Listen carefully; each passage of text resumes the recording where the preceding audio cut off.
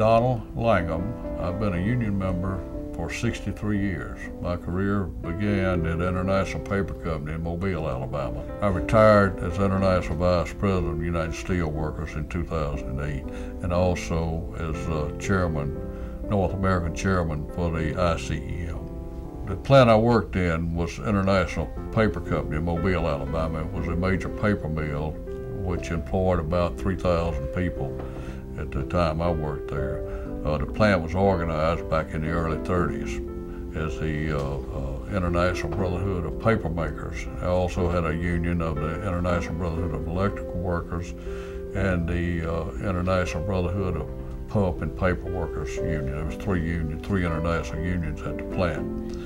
I only worked there probably 7 years, but I was heavily involved in the union at that time.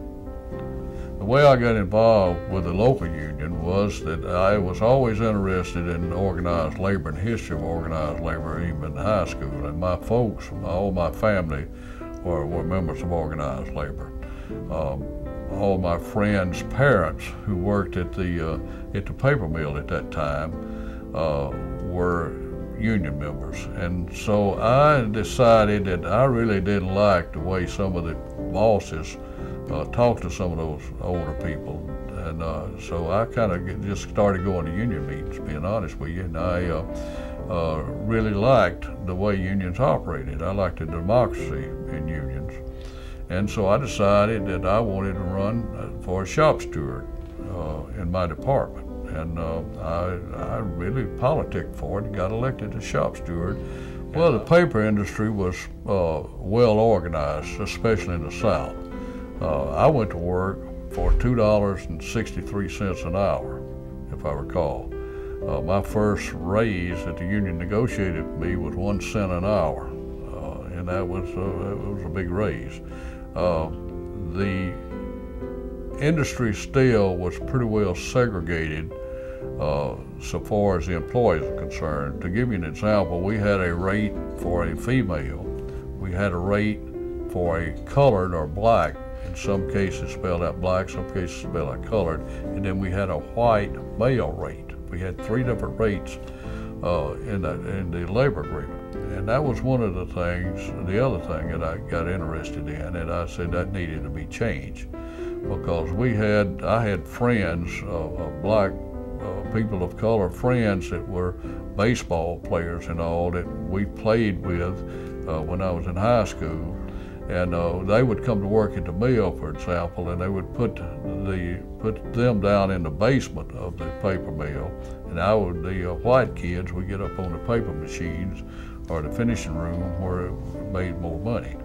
The females were not allowed to take any of the positions other than menial jobs or secretarial jobs, clerk jobs. And so that was another thing that interested me. They also had segregated local unions. In other words, in my particular mill, we had, I think we had 5 white locals. We had 3 black locals, exclusive of blacks. My first encounter, I guess, with a hostile group was when I set out to merge the black and white locals. And I thought it was wrong. This was well before the Civil Rights Act. And so naturally I really caught a lot of flack from a lot of people, but I also had a lot of people that supported it because they didn't believe in it then. They were good union people, and they knew that the only people that was taking advantage of that was either the folks, the officers and some of the locals that wanted to be politicians or the company. So again, that was my first encounter really as having a problem within my own local union. Later on, after I became international representative for the union, the Civil Rights Act was passed, and my job was to merge black and white locals throughout the country, and that was my assignment. We had several new mills being built in by different paper companies all over the South, and one of my jobs was to organize those mills, which I did, probably 7 mills. But they had they did not have segregated locals. So the challenge was to go to mills like International Paper Company, Scott Paper Company in Mobile, Port St. Joe, St. Joe Paper Company, or International Paper Company in Panama City, Florida, and merge those locals. Now, the biggest problems I had with that was that the black local officers were politicians. And in fact, it was a prestigious job for them to be a local union officer. So I really had as much or more trouble out of those people merging with the white locals as I did the whites merging with the black locals. So it was quite a challenge. I had a big encounter with the Ku Klux Klan in Port St. Joe, Florida, where the Klan was pretty active down there. But I also had a problem with the blacks too down there, the black officers that local. When I first started servicing that mill, they still had black and white restrooms, and they would have black and white water fountains. And the same thing in the mill I came out of in Mobile. Of course, IP was one of the first companies to really change. But see, you still had some companies like St. Joe Paper Company that the company itself just said, you know, the heck with the federal government, anybody else, we're going to keep it black, white. It was owned by Ed Ball, who at that time owned everything in Florida. East Coast Railroad, paper mills, telephone company. So he was really against. He didn't care what the government said or what the union said. And again, the blacks played right along with him. Later on, I merged them. I was successful in merging them. In fact, I merged probably 10 black-white locals in my career. So that was a good accomplishment that I had. It was a challenge, a big challenge here. But I really enjoyed organizing. One organizing campaign that I had that I really enjoyed was in Butler County, Alabama, and Georgiana, Alabama. It used to be the old W.T. Smith Lumber Company. They was old steam engine trains set out on Highway 31 for years, which the company put out there. There was about 700 employees. It was a sawmill and plywood plant. It was the largest one in the Southeast at that time. I had several kinfolks, so to speak, working in that mill that were white, but the majority of the folks worked in there were black. But the company didn't discriminate. They treated the whites just as bad as they treated the blacks. In fact, some of them make them work 7 days a week, had no vacation, no holidays, no overtime pay. They were violating the wage and hour law. And I started meeting those folks under a fire tower there in Georgiana. And when I was signing them up, and the little community was called Chapman, Alabama. So I would meet with those people in the dark of night, and I had some folks that I knew had made acquaintance with hunting, or either some of my kinfolks. And so I would start meeting with different groups, you know, and the folks still lived in company houses. And they still had the company commissary, had a company barbershop, a white and a black barbershop, things of that nature. And so it was quite a challenge. The police was watching me everywhere I went. The company guards was watching me. I recall one time the Georgiana Police Department pulled me over in the Sheriff's Department and confiscated. I had a Mercury automobile. They confiscated my automobile, and they come out from under the seat with 4 cans of Schlitz beer, which I've never drank a Schlitz beer in my life. And they put me in the county jail there in Georgiana, or Georgiana jail. Bill Baxley was the Attorney General at that time, and was a dear friend of mine. And so I had one phone call, and that's where I called Bill Baxley. And it didn't take them 30 minutes to let me release me and apologize and everything else, because Bill Baxley was a true friend and a true friend of organized labor. And everybody knew the struggle I was going through. Everybody would tell me that I shouldn't do it, I was crazy, I was going to get hurt, get killed or whatever. But in my mind, those people needed help, and I set out to help them.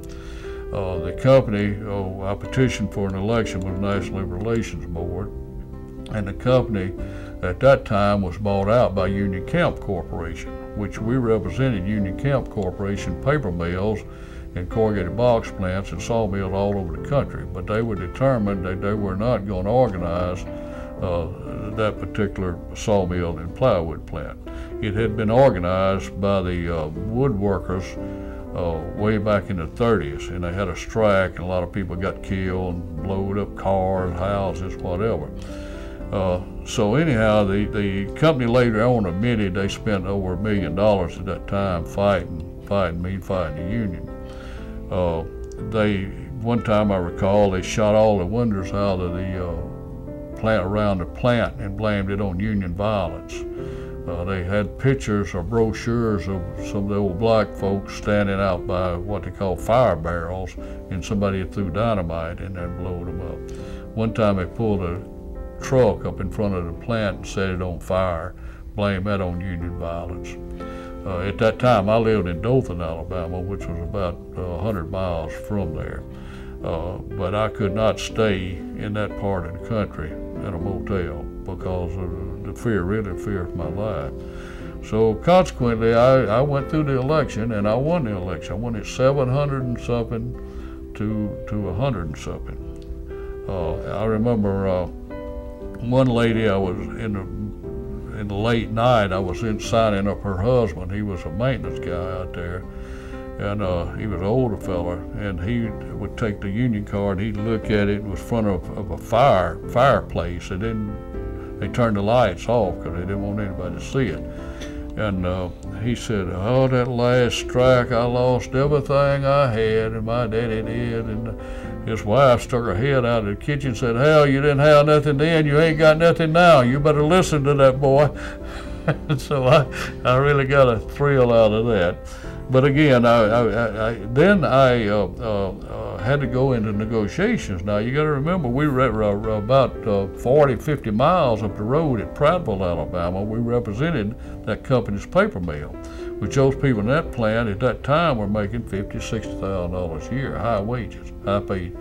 Yeah, and so right down that road, though, they were going to spend $1 million. In fact, they admitted they threw everything but the kitchen sink at me to keep them being organized.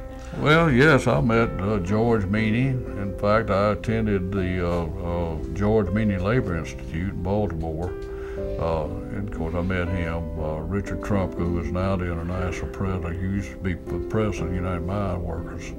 The most admired national leader I ever met, other than Lech Wałęsa, I met him, was Wayne Glenn, Wayne E. Glenn. He was the president of the United Paper Workers International Union.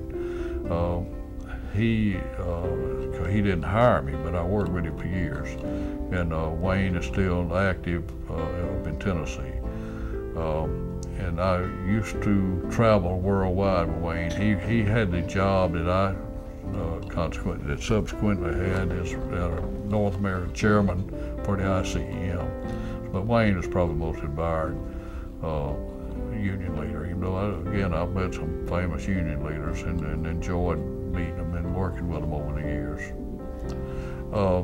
The other accomplishment, I guess, a great accomplishment, I guess, that I had, I chaired a merger committee that the United Paper Workers merged with the Independent Workers North America, which was the old Cement Lime Gypsum Workers Union. I was instrumental in bringing those people into our union, which was at that time about 30,000, 40,000 members.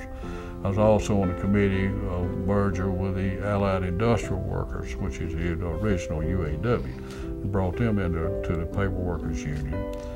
And also with the Oil, Chemical, and Atomic Workers Union. I was on the negotiating chairman that brought them into the United Paper Workers International Union. So that was some good accomplishment that I enjoyed doing, and brought in some great trade unionists into our union.